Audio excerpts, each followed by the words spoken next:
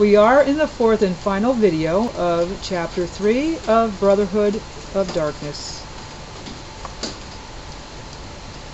The American people have been led to believe the communists are our enemy. But Professor Quigley suggested that was not the case.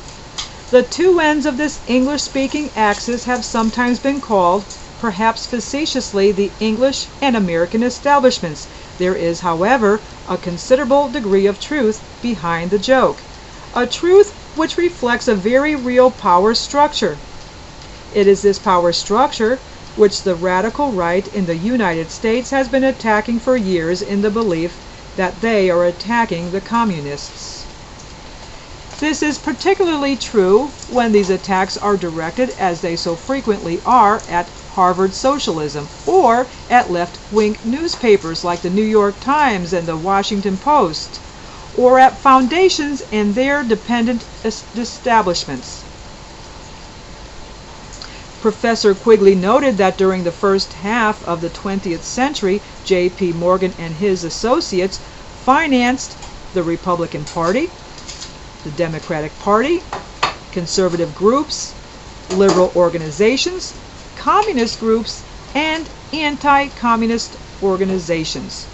Thus, we should not be surprised to learn that someone purchased Professor Quigley's publisher and destroyed the plates to the first half of his book, so it couldn't be reprinted.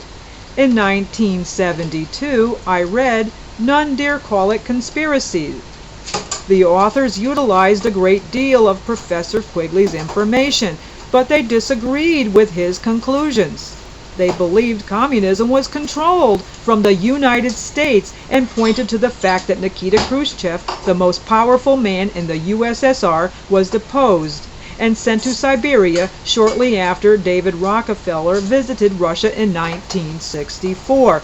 They asked, who has the power to fire the man who was supposedly the absolute dictator? Another important source of information was Anthony Sutton's book Wall Street and the Rise of Hitler, 1975. There I learned that General Motors, General Electric, International Telephone and Telegraph Company, the Ford Motor Company, Chase Manhattan Bank, the Guarantee Trust Company, a Morgan bank, Exxon, and many other American corporations financed Adolf Hitler and provided him with the weapons and supplies he needed to wage World War II.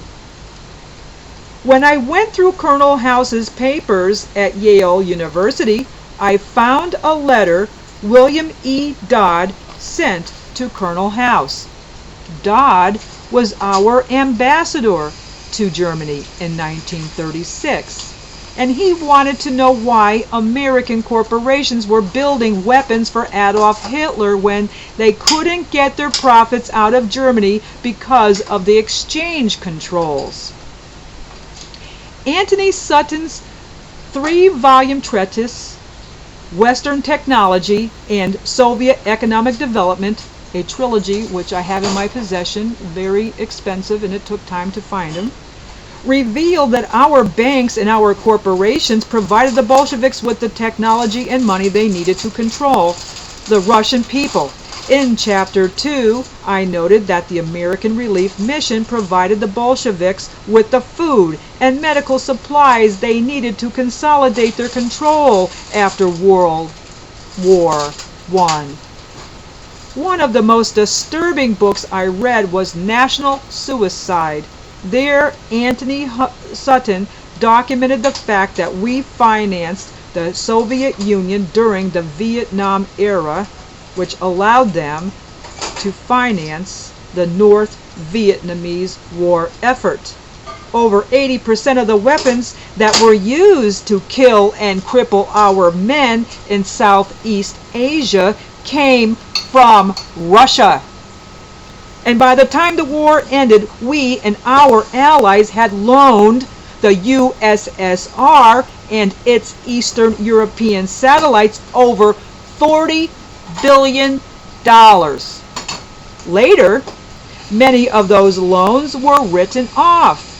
Unless we can convince the American people that we have financed communism since its inception, the sacrifice of those who died in the rice paddies of South Vietnam will have been meaningless, and their lives will have been lost in vain.